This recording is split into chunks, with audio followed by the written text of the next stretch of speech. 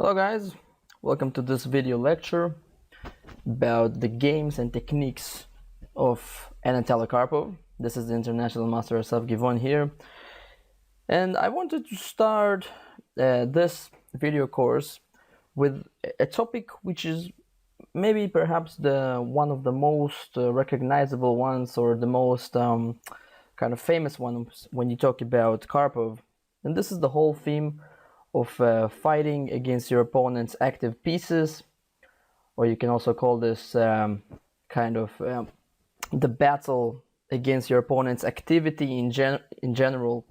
So in many of Karpov's games, you might encounter cases where his opponent have those very well placed pieces inside his own territory of the board, and he takes it like extremely seriously and tries to do everything he can to either push them away or exchange them in some kind of manner. So for this video lecture, I'm going to be using two examples. This is the game you see, the position you see in front of you is from the game Karpov versus Yusupov from the early days of Karpov.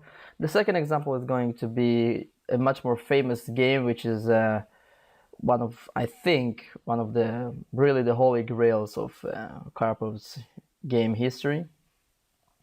So let's go straight to it. Let's look at this position in front of us. This is the position after Black's move number 17. He has just recaptured a bishop on e6. So in this position, it is white to move. This position came from the Italian game, and it looks like a fairly equal position. But there is one thing that is, I think, really kind of, if you look at this position with a bit of a Karpovian type of vision, there is one thing which is very apparent, that Black has this one very, very active piece and very annoying piece, that knight on f4. This piece is really creating lots of troubles for us. Is putting pressure on that pawn, not allowing our queen to move too much, is putting pressure on our king side. And in general, I think it's agreeable with everybody. That's a very seriously annoying and strong piece that needs to be dealt with. So what do we do about it? Let's see. Basically, when we have an enemy piece in our position, basically in our camp, this means if it's white, that is going to be within the first 4 ranks and everything under it, anything beneath it, yes, beneath. So what we can do and should do ideally is push them away by a pawn if possible, because any piece in chess that is being attacked by a pawn has to move, because the pawn is obviously of an inferior value. So let's take a look at this position and see what we can do. So basically, there is this knight on f4. What we would really like to do is play the simple move g3.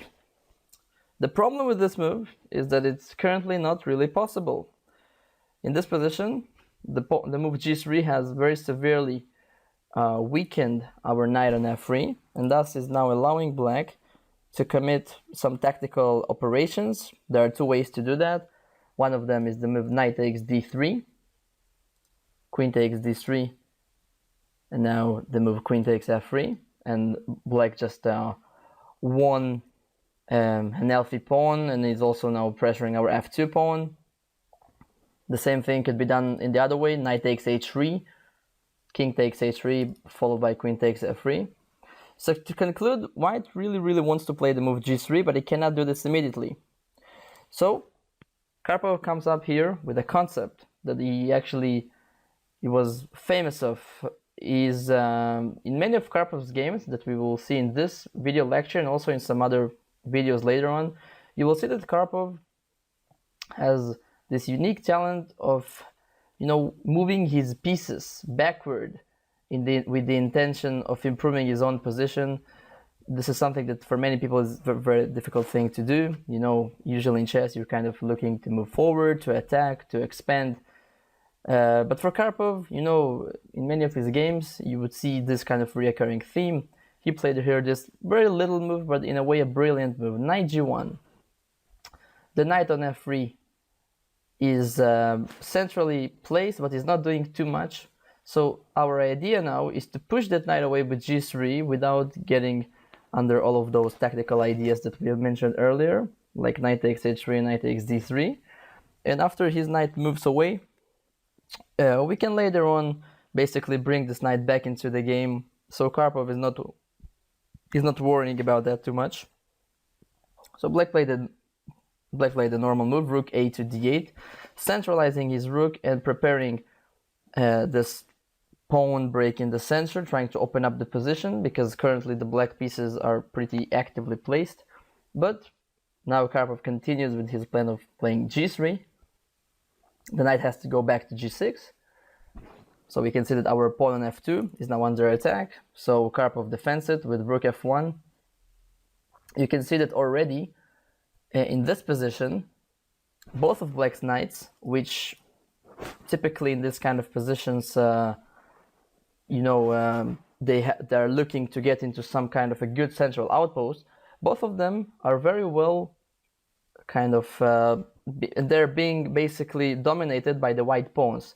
So this knight on e7 is being controlled by this pawn on e4, which is not allowing him to get into any active square in the center. This knight on g6 is being controlled by this pawn on g3, so he cannot get to also any other any active square. And if you take a look at white's position, all of the squares in the first 4 ranks inside white's territory are being defended by pawns, or can be defended by pawns. So this is one theme already to remember and to learn from Karpov. He is never letting his opponent to easily invade into his position, and if he does, then he does everything he can to push those pieces away. So black continued with pawn to d5. This was his planned move, trying to now take on e4, use that pin on the d file. Karpov moves that queen away, another prophylactic move, another defensive type of move, getting the queen off the way. Now black plays knight c6. He sees that his knight on e7 doesn't have too many options, too many opportunities, so he's looking to maneuver it around the board, perhaps to a better square. Now white wants to continue his strategy of pushing black's knights back using the same type of technique. So this knight on g6 is less active than it was on f4, but he's still pretty active. So Karpov wants to play the move h4, h5. But now we are going to be seeing another very common theme in Karpov's games. Karpov is never in a rush to do things. In many of his games you will see that he's having lots and lots of moves that prepare his ideas. So he's never in rush, because if he plays h4 right now, that would be too early, because black has some tactical opportunities once again that he can exploit. One of them is knight f4, a very strong move, kind of going back to that same square which was supposed to be defended by the white pawn. And if white takes on f4, he takes f4.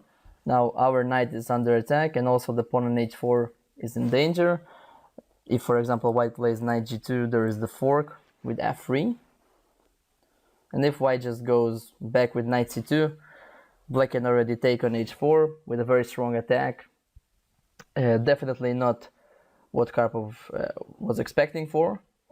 So instead, going back to the position after knight c6, instead he just played another preparatory type of move, which is knight g2, which is a move I really like.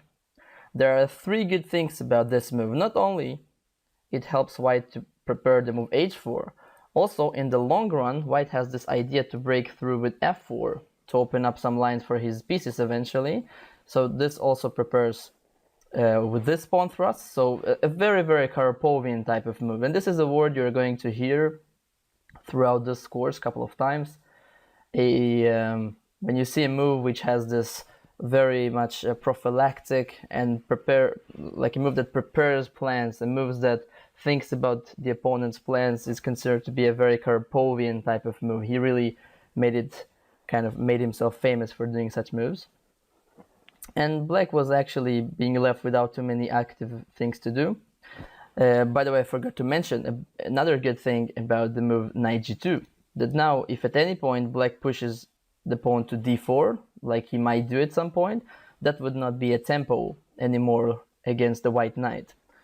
So black played rook f7, white played h4, rook d2 f8. Black is trying to pile up on the f file, but this is currently not a threat because the pawn is defended a couple of times.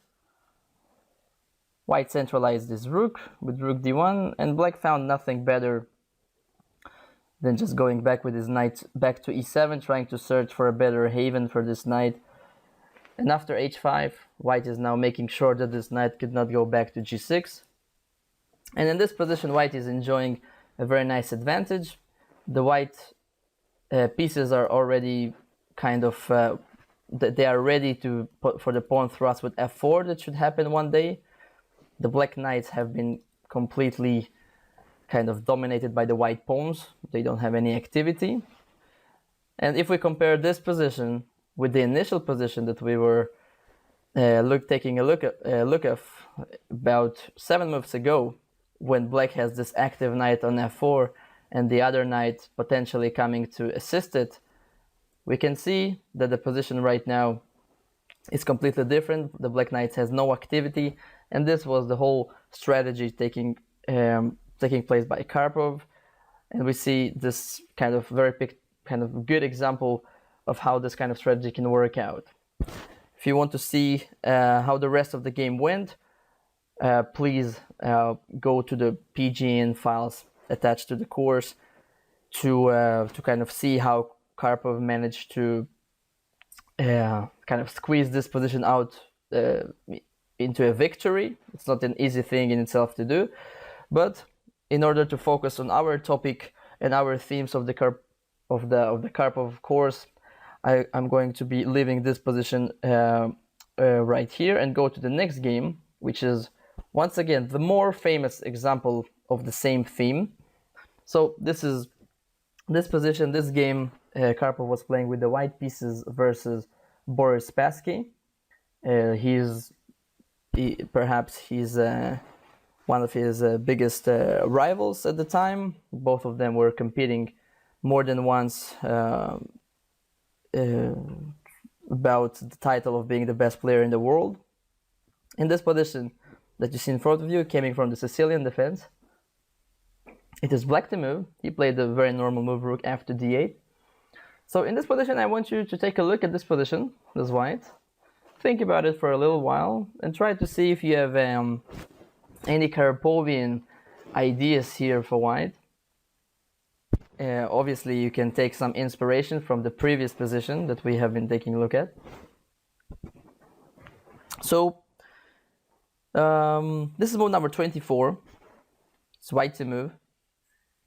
We can see that black essentially has two pieces in our camp. This is our theme, right? Fighting against the opponent's active pieces. That bishop on h4, that knight on b4. So the knight on b4 is pretty well placed. He's defended by a pawn. He's putting pressure against our pawn on c2. Actually, in this position, there's a threat, right? If it's black to move, black just exchanges rooks and then takes our pawn on c2. That's not something we want to see. So Karpov comes up with a brilliant concept of how pushing that knight away, using a similar type of technique to what we have seen in the previous position, in the previous game. And regarding that bishop on h4, also we will see in a couple of moves that bishop is not going to stay on h4 for long. But the first move in this position is perhaps the famous move of this game. Once again, a very kind of Karpovian move, taking a piece backward just to move 2 steps forward, basically, knight b1. And this is really a multi-purpose move. Not only this move is preparing to push the knight away out of b4 with the move pawn to c3, he is also defending our pawn on c2. So it's going well with the Karpovian policy of always keep all of your pieces defended at least once. In very often we would also see in his games that he's trying to keep his pieces defended twice actually. But not only this, we can see that also in case of this rook trade on d2, now white is ready to just recapture with the knight.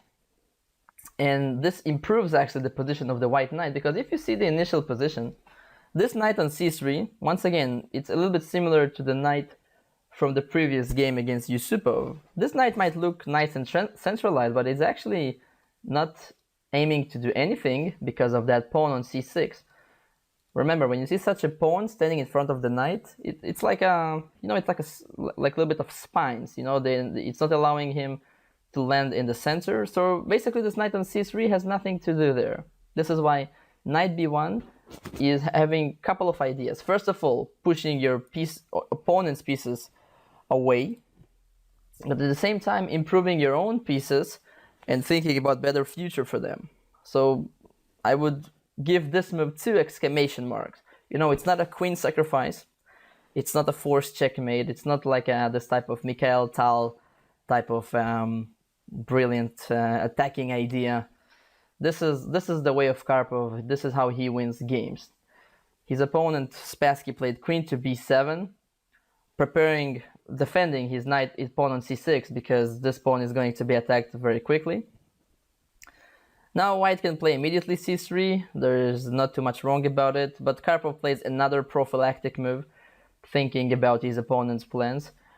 He wants to also fight against that bishop on h4, don't forget, and he doesn't want to allow that bishop any active squares inside his camp, so he plays another prophylactic move, king h2. Couple of ideas there, preparing to push that bishop away if needed, once again not allowing that bishop to invade on g3, and also kind of stepping out of this long diagonal a7 to g1, which sometimes we see some troubles appearing when your king stays on that diagonal. Black plays king g7, similar type of move. He wants to get his king out of the potentially dangerous diagonal of the white queen. And white continues his plan of c3, knight a6. Black is kind of forced to do that. We can already see the huge difference between this position and the initial position. This knight was forced back to a very unfortunate square on a6. And this knight on b1 might look passive at the moment, but we will see that in a couple of moves he will become a very active piece. So now the white knight wants to get back into the game, but the rook interferes with it. So Karpov played rook e2, a very technical move.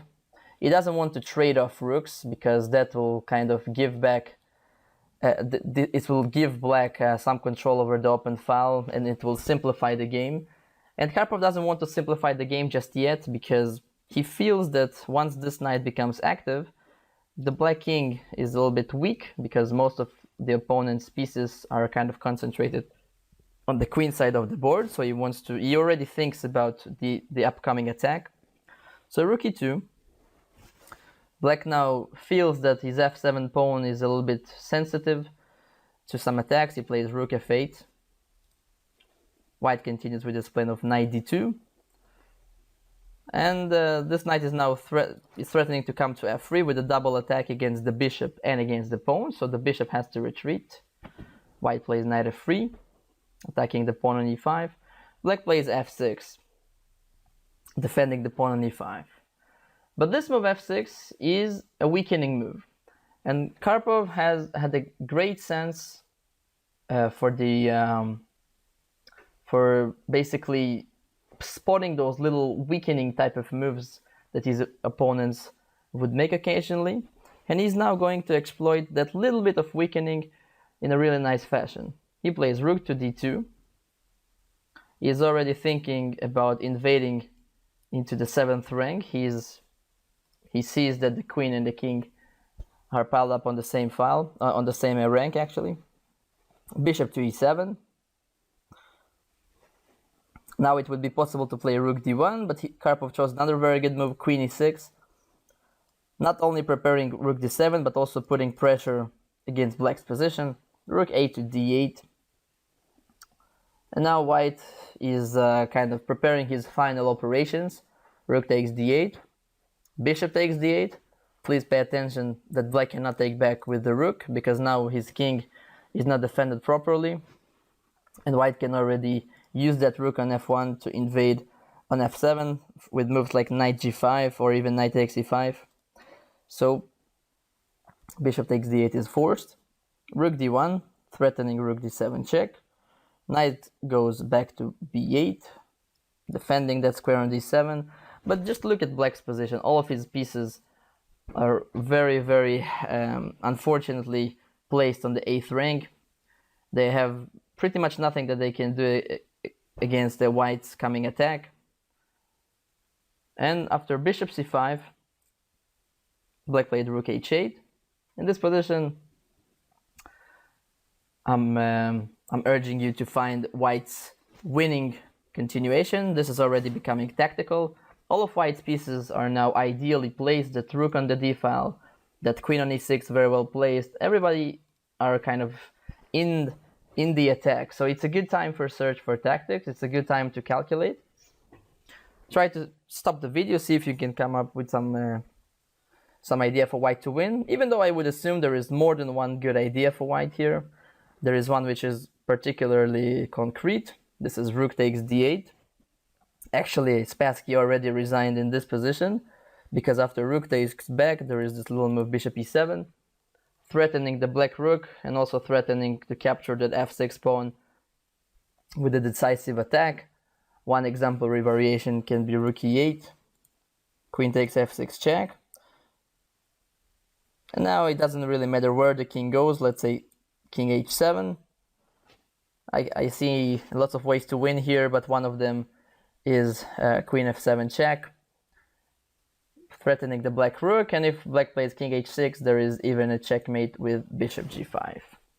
So Spassky kind of saved himself the embarrassment and resigned already after the move rook takes d8.